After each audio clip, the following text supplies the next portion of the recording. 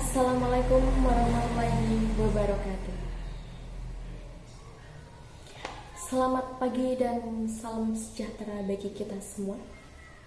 Yang terhormat Rektor Universitas Pekalongan, yang kami hormati Wakil Rektor 1, 2, dan 3, jajaran Dekan Universitas Pekalongan, unsur pimpinan di lingkungan Universitas Pekalongan, para mahasiswa yang tercinta, dan pemirsa dimanapun Anda berada. Puji syukur kehadirat Allah Subhanahu wa Ta'ala yang telah melimpahkan rahmat serta hidayahnya kepada kita semua, sehingga kita dapat berkumpul tanpa ada halangan suatu apapun. Salawat serta salam tak lupa kita curahkan kepada Nabi Agung Muhammad Sallallahu Alaihi Wasallam yang kita nantikan syafaatnya kelak. Terima kasih saya sampaikan kepada penyelenggara acara yang telah memberikan kesempatan kepada saya untuk dapat menyampaikan orasi dalam momentum istimewa ini.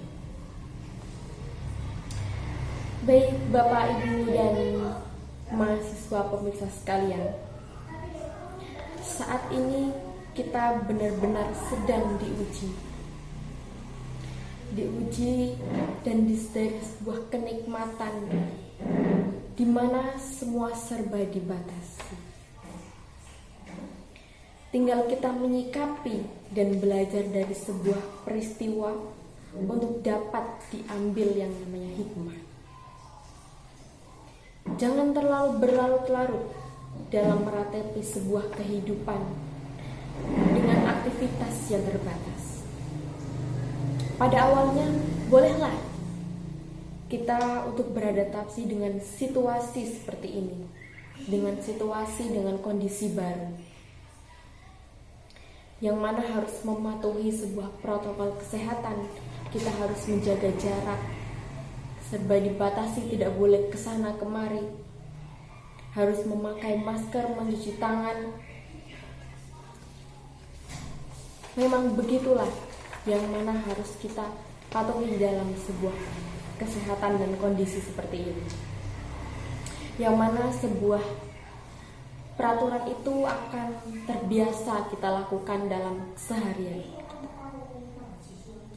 Yang perlu diketahui kepada hadirin sekalian, bahwa sesungguhnya peraturan tersebut sudah ada sejak zaman nenek moyang kita. Mungkin kalau di sini Bapak Ibu yang dulunya dapat melihat ya, dapat mengingat bahwa dulu ajaran nenek moyang kita itu selalu menyediakan gentong di depan rumah, di halaman rumah. Itu gunanya untuk apa Bapak Ibu? Untuk kita bisa mencuci tangan setelah kita bepergian. Jadi setelah masuk rumah itu pasti kita mencuci tangan terlebih dahulu. Dan sangat berbeda dengan kondisi keadaan sekarang, yang mana setiap bepergian,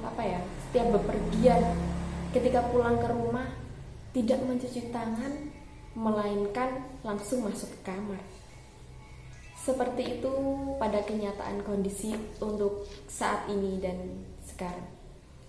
Barulah ketika ada wabah seperti ini, pandemik seperti ini, semuanya gempar di mana-mana pada membeli yang namanya hand sanitizer, masker bertebaran di mana-mana.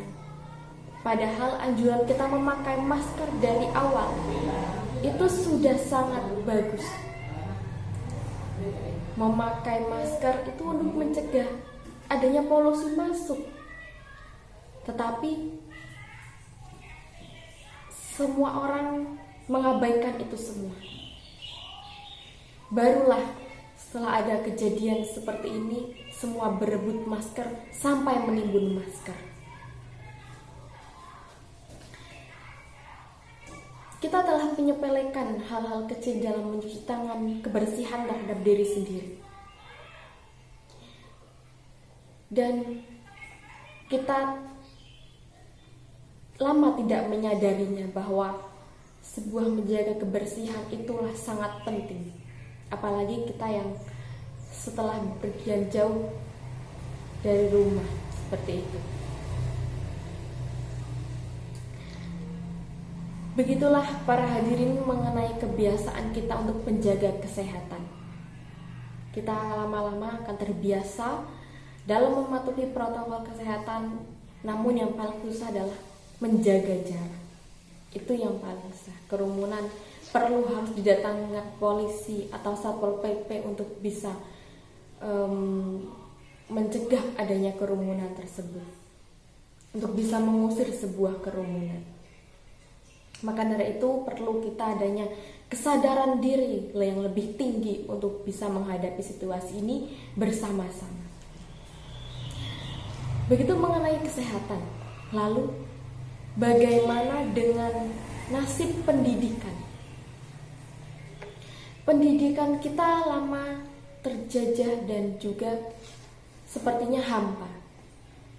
Para bapak ibu, para siswa-siswi, pendidik dan juga para siswi sekalian pada rindu akan adanya sekolah, akan duduk di bangku sekolah.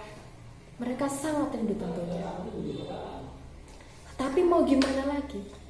Kondisi seperti ini, kondisi sekarang yang tidak memungkinkan, sangat tidak memungkinkan adanya pembelajaran tatap muka. Ketika pembelajaran tatap muka saja ditiadakan, bagaimana lalu dengan prestasinya?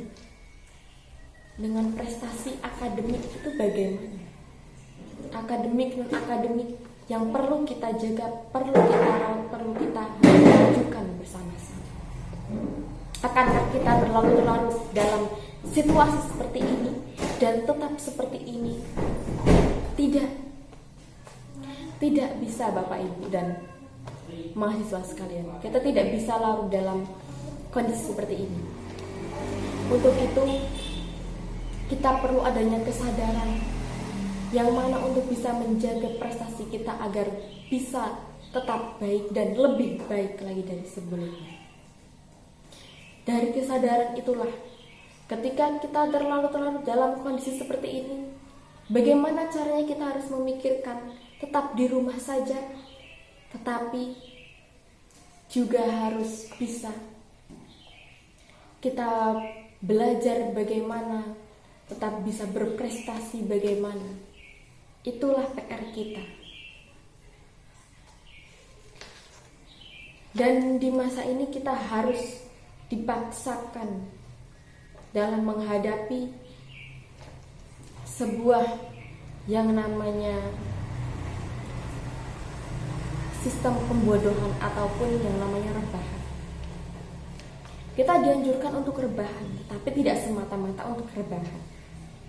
Kita dianjurkan untuk di rumah saja, tetapi tidak semata-mata di rumah saja kita hanya tidur, berbaring, rebahan, makan, tidur, makan, seperti itu. Tidak. Tapi kita bagaimana untuk bisa produktif, tetap produktif walaupun di rumah saja dan menghasilkan karya. Bagaimana caranya kita menghasilkan karya walaupun tetap di rumah saja? Begitu PR kita masing-masing Bapak Ibu sekalian. Kita jangan sampai terlena.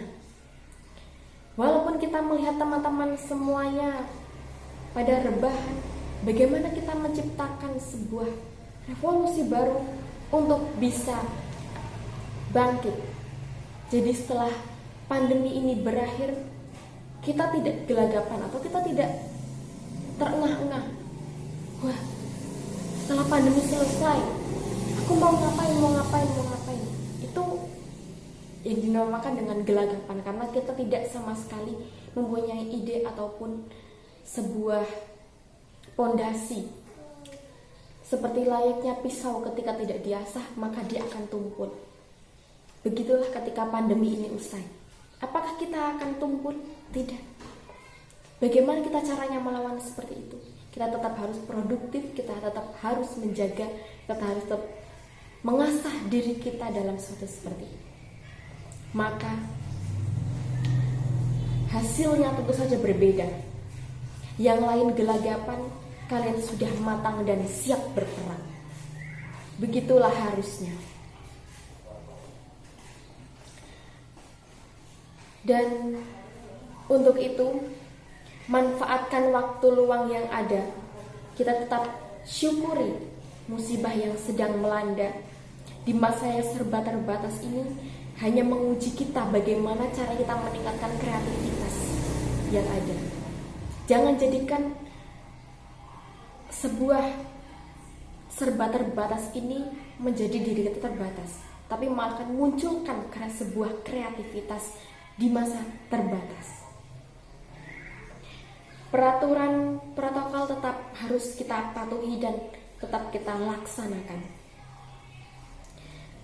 Dan bagaimana caranya berkarya walaupun hanya di rumah saja. Tetapi jangan lupa untuk bisa belajar demi cemerlangnya di masa depan. Baik, sepertinya demikian itu saja yang dapat saya sampaikan. Saya mengucapkan terima kasih dan wassalamualaikum warahmatullahi wabarakatuh.